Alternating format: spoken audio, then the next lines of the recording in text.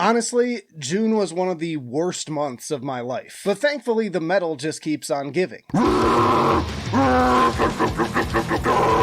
Yes, these are my favorite metal albums from the month of June, and we're starting with Creeping Death with Boundless Domain.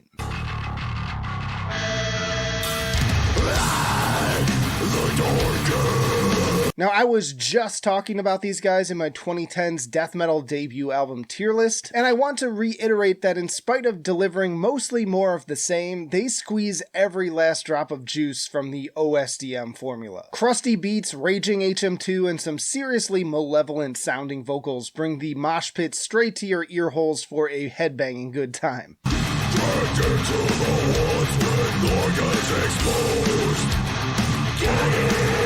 George Corpsegrinder Fisher of Cannibal Corpse also makes an appearance on the groovy Intestinal Rap. And after the death of Riley Gale, they were also inspired to dig into some hardcore influences from Mammoth Grinder, Iron Age, and of course, Power Trip. What else is there to say? Press play and bang your head. I'm talking about hardcore death metal. Then there's Thantifaxath with Hive Mind Narcosis.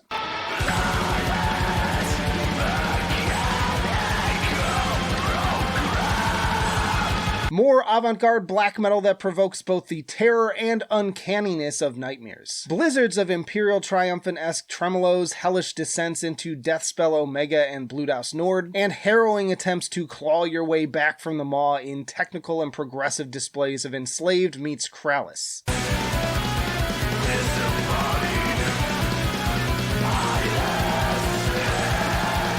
Another rare case too where I'm all in with the doom elements as they sound absolutely vast and cavernous in their negative space. The entire album is just a soul-sucking vacuum of nothingness and despair, seemingly designed to test the listener's endurance and mental fortitude. Can you take it? I need an adult! Next up is The Bleeding with Monokrator.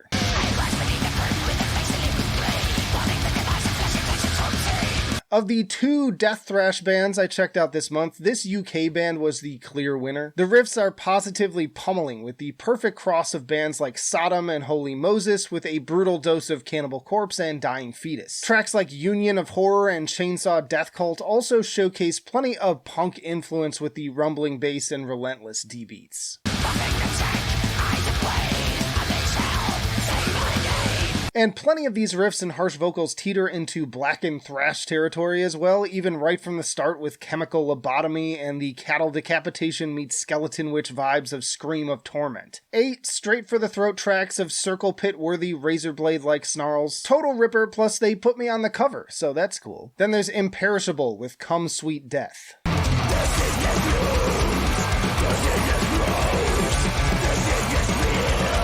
Another modern old-school death metal band that just did it for me this month. Venomous really sets the tone with that spooky, supernatural atmosphere and pulverizing dual guitar attack that's unmistakably Swedish.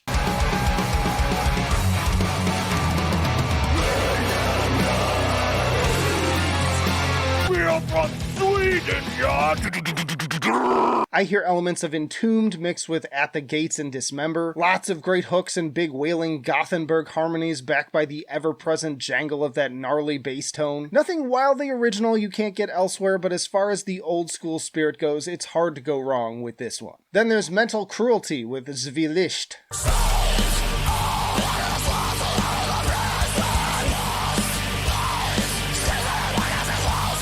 This German symphonic deathcore band is one I've considered to be just on the verge of greatness over the last few years, but with Zwielicht, they may have finally achieved that goal. New vocalist Lukas Nicolai brings an array of fresh dynamics in his performances, but even with that aside, the broadened scope of the songwriting from song to song is very impressive, as exemplified by the combo of the title track and Symphony of a Dying Star.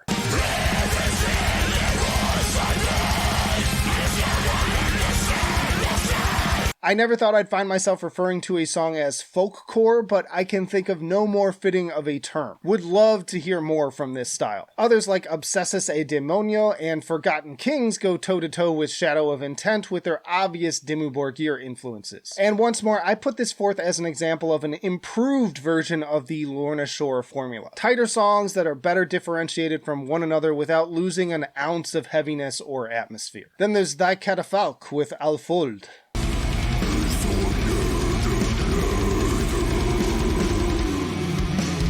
One of the most highly regarded projects in avant-garde black metal once more does not disappoint. Blazing hellfire riffs, but also strange detours I'd compare to the music of Psy. Unpredictable journeys of throbbing brass, chaotic wailing solos, plotting progressive riffs, and cathartic female singing alongside folky acoustic guitars. Then there's these stunning jazz flute strings and video game soundtrack vibes of Foy Andar, and of course my personal favorite, the chugging and very enslaved sounding closer Nema Vermek.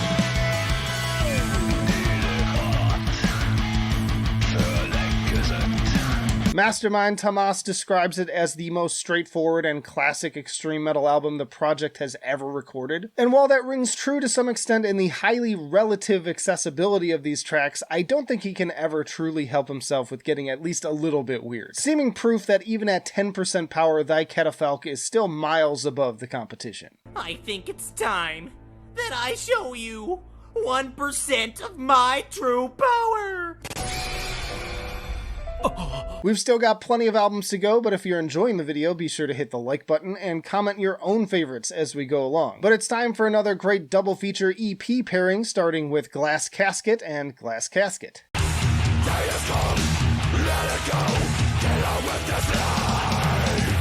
Glass Casket is a deathcore band originally started in the 2000s and featuring current and former members of Between the Buried and Me, The Faceless, and Wretched. This is their first release in 17 years, and given my love for obscure projects from the MySpace era making a comeback, I just couldn't resist giving it a spotlight.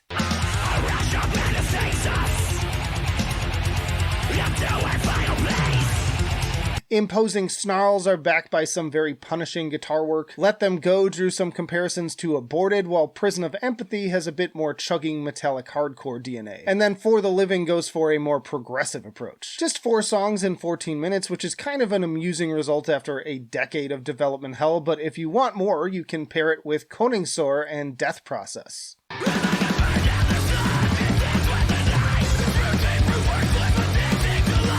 This Mathcore project is highly recommended for fans of Botch, The Chariot, and early Every Time I Die. First track, Rubber Dactyl, was all it took to sell me on this equally throwback sounding project that is very much a testament to my favorite albums of high school and early college. Tracks like End of an Era are equally high energy explosions of chaotic musicianship and scream-along vocal moments.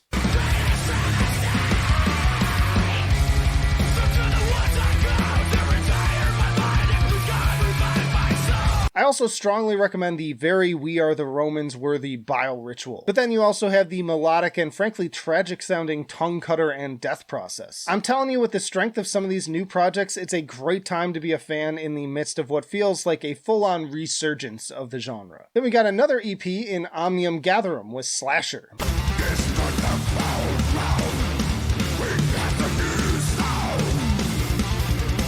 The great year of melodic death metal releases from Finland continues with this new 4-song release. As usual, these tracks bring an excellent mix of heaviness and atmosphere with deep, bellowing death growls offset by epic, wailing guitars and melancholic riffs, very much on par with Insomnium. Not to mention a melodic death metal cover of the 80s classic Maniac is not something that I knew I needed, but surely did.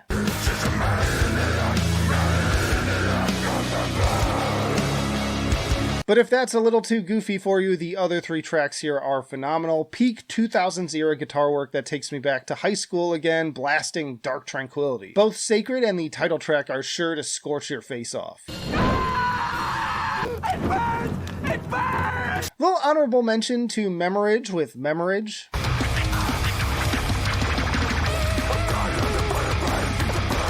I didn't love this whole album, but modern new metal that's actually good can be hard to come by, and this solo project from Gary Brents should definitely scratch that angsty teenage itch. The chaotic vocals, breakbeats, spooky guitar leads, and especially the DJ scratching really do a good job of capturing the same vibe as classic releases from the likes of Slipknot and Korn on tracks like Memory Leak, Exit, and Reek. But next up is Alterage with Cataract.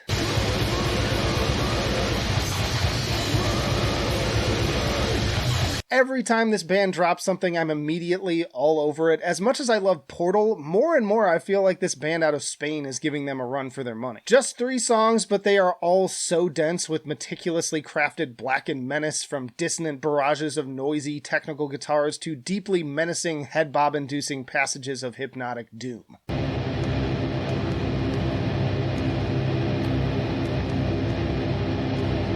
Everything about this band's sound is just utterly apocalyptic, and Cataract is just the perfect truncated showcase of everything that they have to offer. If you like what you hear, be sure to check out their full lengths and know that they have another one coming just over the horizon. Then there's Vexed with Negative Energy.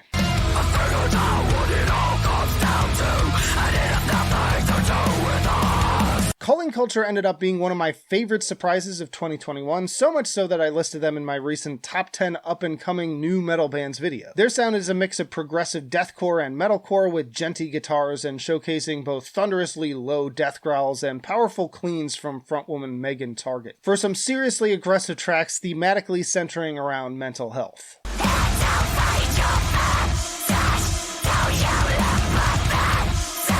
In fact, I'd argue that this album is even more aggressive than Culling Culture, with the clean sections left for the final third and a particularly punishing guest feature from Alpha Wolf's Loki Keog on Laying Down Your Flowers. The closest comparison I could probably give is I Wrestled a Bear Once's Hail Mary album, but the rapid-fire vocals also remind me of Archspire at times on tracks like Panic Attack, Default, and Extremist. Then there's Miracler with How I Became the Devil.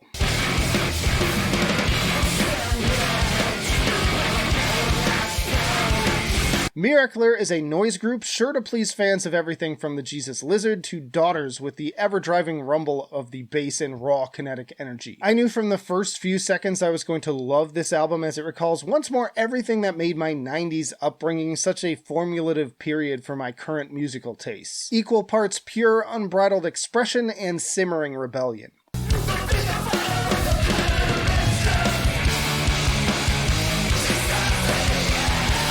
There's also a good mix here of weirder, more experimental tumbles down the rabbit hole with the more straightforward, aggressive tracks like Egg, Ecstatic Fields of Love and Grace, Christ BC, and Exodus, A Continued Mutation. Miracler know how to flex all of their potential while still keeping things relatively digestible. But it was weird and scary. Then there's Pupil Slicer with Blossom.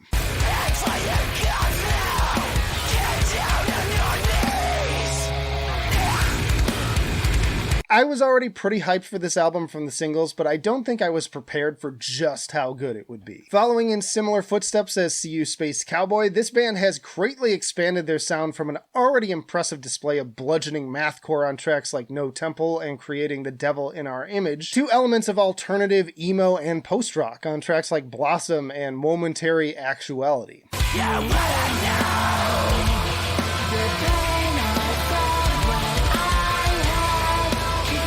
Dim Morning Light also opens with a silky, effect-soaked guitar riff straight off of a Deftones album, as would a few of these sick bass lines. And the drumming is absolutely incredible across the board. In some ways I could compare their sound to that of Rolo Tomassi, who dropped one of my favorite albums from last year, but really Pupil Slicer are doing their own thing, and I think that Blossom is easily their strongest testament to that fact to date. We interrupt this program for an important news announcement. So I was done editing this video and had a completely different album here, but then I listened to the new album from King Gizzard and the Lizard Wizard. Spraying flames, the girl Petrodragonic Apocalypse or Dawn of Eternal Night, an annihilation of planet Earth and the beginning of merciless damnation. First of all, what a title. Second of all, this album sounds like Kyuss collided with Tool. The proggier sections seem right out of Lateralis, but at the same time infused with this dirtbag desert aggression. There's even a part of Gila Monster that reminded me of White Zombie.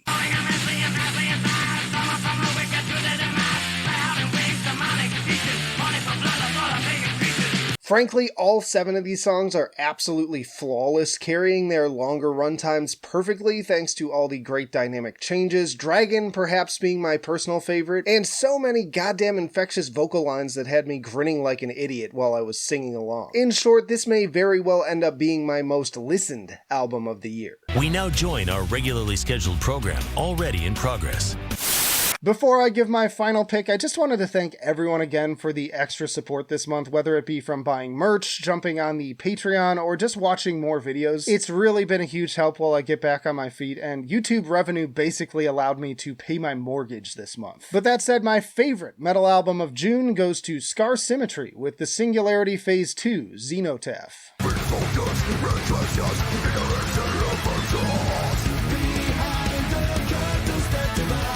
Another incredibly underrated melodic death metal band returns with their more progressive take on the genre that's sort of Soilwork meets Devin Townsend. Don't let the kind of corny cover art turn you away, this is riffage to the highest degree. Chrono Nautilus and Scorched Quadrant lead the way, equal parts crushingly heavy and incredibly catchy.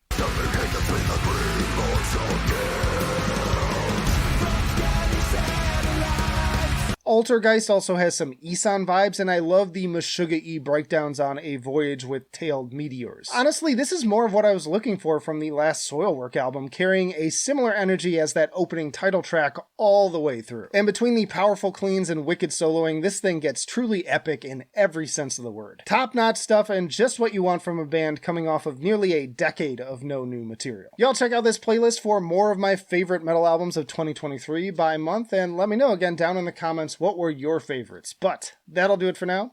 Flight of Icarus signing off. I will see you in the trenches.